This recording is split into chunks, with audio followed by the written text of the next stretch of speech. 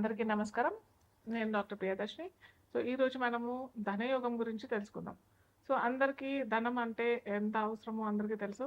కొందరికి ధనం అవసరమైతే, కొందరికి ధనం వ్యసనం, కొందరికి విలాసం, ఇంకా ఎన్నెన్నో రకాలుగా మనం చెప్పుకోవచ్చు. కాకపోతే ఈ ధనయోగం అనేది ఎవరి జాతకంలో ఎలా ఉంటుంది? అసలు ఈ ధనయోగం ఉంటేనే వాళ్ళకి ధనం వస్తదా? జీవితంలో ధనం లభిస్తుందా లేదా? లేదా ధనయోగం లేకున్నా గానీ మనం ఏదన్నా పరిహారం చేసుకొని ధన ధనయోగాన్ని క్రియేట్ చేసుకోవచ్చా? అంటే ఆర్టిఫిషియల్‌గా క్రియేట్ చేసుకోవడమే. సో, అది అంతా మనం ఈరోజు తెలుసుకుందాం. ఫస్ట్ ఆఫ్ ఆల్ ధనయోగం అంటే ఎలా లభిస్తుంది? ఒక జాతక చక్రంలో చూసినట్టయితే నేను ప్రతిసారి చెప్తుంటాను. మనము ధ యోగాలైనా, ఏ యోగాలైనా మన లగ్నం నుంచి చూసుకోవాలి. జాతక చక్రంలో లగ్నం ఏంటో ఫస్ట్ తెలుసుకున్నాక, లగ్నం నుంచి ద్వితీయంలో ఏ గ్రహం ఉంది?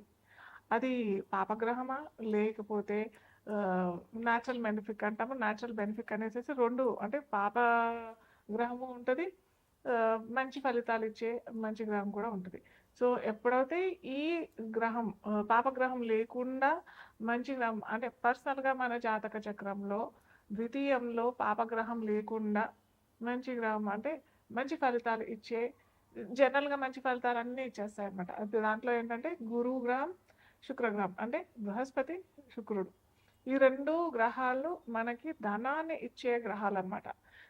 ఈ గ్రహాలు కనుక ద్వితీయాధిపతితో లేదా ద్వితీయంలో ఒక్కోసారి గురుగ్రహం ఏంటంటే ద్వితీయంలో ఉన్న వాళ్ళకు విపరీతమైన డబ్బు, విపరీతమైన ధనం వస్తుంది. కానీ వచ్చినప్పటికీ అది నిలదొక్కుకోలేరు. ఏదో విధంగా ఖర్చయిపోవడము, వాళ్ళు అనుభవించారనమాట. అంటే సపోజ్ ఫర్ ఎగ్జాంపుల్ ఒకడు బాగా రిచ్, బాగా ధనవంతుడు. అతను బాగా సంపాదిస్తాడు. లైఫ్ లాంగ్ అతను కూడబెట్టి అలాగే కూడబెడుతూనే ఉంటాడు. తద్వారా ఏమవుతుందంటే అతని చివరి జీవిత దశలో అతను అనుభవించకుండానే వెళ్ళిపోతాడు. అతను తదనంతరం ధనాన్ని అనుభవించడం ఇలాంటివన్నీ జరుగుతూ ఉంటాయన్నమాట. అలాంటి రకం ద్వితీయంలో గురువు ఒకవేళ ఉన్నట్టయితే మళ్ళీ ద్వితీయంలో గురువు ఉన్నా కానీ ఎన్ని డిగ్రీస్‌లో ఉన్నాడు, ఏ నక్షత్రంలో ఉన్నాడు, ఇవన్నీ కూడా మనం తెలుసుకున్నట్టయితే, క్షుణ్ణంగా మనం తెలుసుకున్నట్టయితే ఈ ధనయోగాలు మనకి ఎలాంటి ఫలితాలు ఇస్తాయి, ఎలా మనని ధనవంతులు చేస్తాయి అనేసి మనం తెలుసుకోవచ్చు. అయితే ఇంకొకటి మనం బాగా చూసుకోవాల్సింది ఏంటంటే గురువు ద్వితీయంలో ఉన్నా కానీ లేదా ద్వితీయంలో ఉన్నప్పటికీ అంత ఫలితాలు ఇవ్వరు అని చెప్పుకున్నాం కదా. ద్వితీయాన్ని ఒకవేళ గురువుడు చూస్తే మటుకు నిజంగా అది చాలా మంచి ధనయోగం.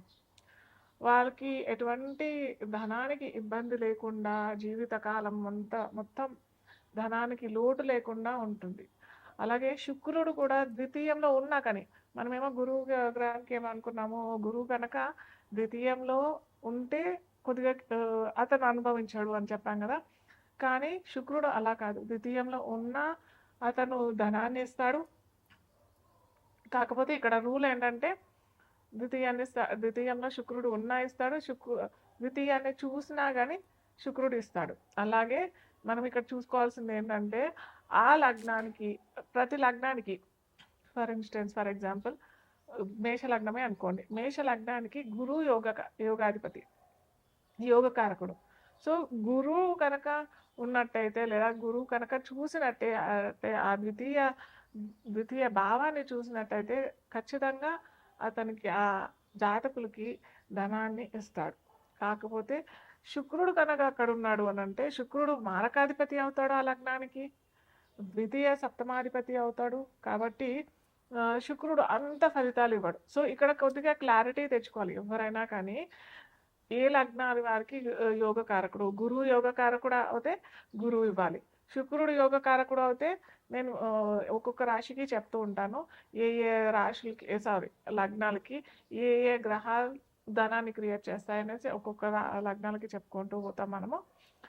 ఇక్కడ కనుక ద్వితీయానికి మేష లగ్నం వారికి ఇక్కడ కలిగినట్టయితే అంత మంచి చేయడు. ఇలా ప్రతి లగ్నాలకి ఒక లగ్నానికి గురువు యోగకారకుడు అయితే ఒక లగ్నానికి శుక్రుడు యోగకారకుడు అవుతాడు. ఇలా మనము డిఫరెన్షియేట్ చేసుకున్న తర్వాత మనకి ధనయోగం జీవితంలో ఉందా లేదా, ఒకవేళ లేకపోతే ఎలాంటి పరిహారాలు మనం చేసుకోవచ్చు, ఇది మనం మేషం నుంచి మీనం వరకు చూద్దాం.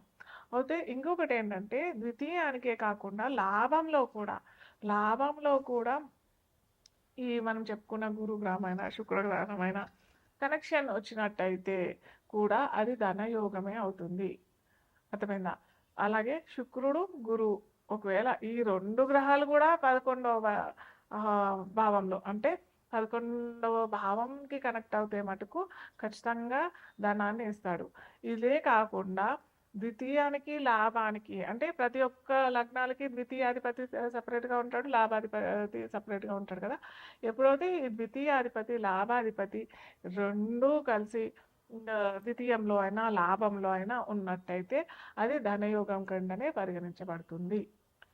సింహలగ్నం వారికి ధనయోగం ఎలా ప్రాప్తిస్తుంది అని అన్నట్టయితే ఇక్కడ బుధుడే అవుతాడు.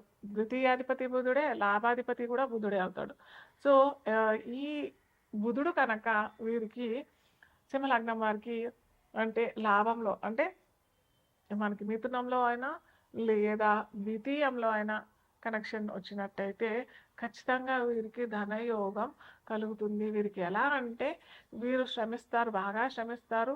ప్లస్ ఇంకొకటి సింహలగ్నం అని అనుకున్నాం కదా, సింహలగ్నం వారికి రవి కూడా అంటే లగ్నాధిపతి కూడా బలంగా ఉన్నట్టయితే వీరికి ఖచ్చితంగా మంచి పొజిషన్, అది అడ్మినిస్ట్రేటివ్ లేదా ఏమంటారు దీంట్లో సివిల్ సర్వీసెస్లో వీరికి మంచి పొజిషన్, మంచి పోస్టు, తద్వారా వీరికి ధనయోగం కలిగే అవకాశాలు చాలా ఉంటాయి. నేను 100కి 60-70 మందికి ఇది ఈ యోగం అయితే చూశాను. మోస్ట్లీ ఈ సివిల్ సర్వీసెస్, ఐఏఎస్, ఐపీఎస్ ఈ కేటగిరీలో ఉంటారు కదా, వీరికి ఖచ్చితంగా ఇలాంటి యోగమే కలిగి ఉంటుంది అనమాట. సో తద్వారా వాళ్ళకి పొజిషన్ ఉంటుంది, ప్లస్ అలాగే డబ్బు కూడా అలాగే వస్తుంది అనమాట. ఇంకొకటి మనము ఈ అలా ద్వితీయాధిపతి 11లోనో లేదా ద్వితీయంలోని కనెక్టివిటీ లేదు అని అంటే ఏం చేయాలి? ఖచ్చితంగా వీరికి చాలా లక్కీ. ఎందుకంటే బుధుడికి ఒక్కరికి పరిహారం చేసుకున్నట్టయితే సరిపోతుంది. బుధుడికి ఏంటంటే విష్ణు సహస్రనామ పారాయణం. ఫస్ట్ నేను చెప్పేది విష్ణు సహస్రనామ పారాయణమే. ఎందుకు అని అంటే మనకి బుధుడికి అధిపతి ఎవరంటే బుధుడికి అధిదేవత శ్రీ మహావిష్ణువు. ఎప్పుడంటే మనం శ్రీ మహావిష్ణువు కాలు పట్టుకున్నాము ఖచ్చితంగా అతను మనకి ధనయోగం, దాంతోపాటు ఆ యోగాన్ని ఎలా మనము నిలబెట్టుకోవాలి అనే దారి చూపించేవాడు శ్రీ మహావిష్ణువు. కాబట్టి విష్ణు సహస్రనామ పారాయణం చాలా పెద్దది, మేము చేసుకోలేము అని చదువుకోలేము అని అన్నట్టయితే వినటానికన్నా ప్రయత్నం చేయండి. అలాగే బుధవారం రోజు వినాయకుడికి కూడా గరికమాల మీ ఇంటి దగ్గర ఏదన్నా గుడిలో అయినా ఇస్తే బాగుంటుంది. మేము ఇవ్వలేము లేదా అంటే మీరు ఇంట్లో అయినా వినాయకుడికి అష్టోత్తనామ శతనామాలు చదువుకుంటూ ఈ గరిక అతనికి సమర్పించినట్టయితే కూడా ఈ ధనయోగం క్రియేట్ అయిపోతుంది.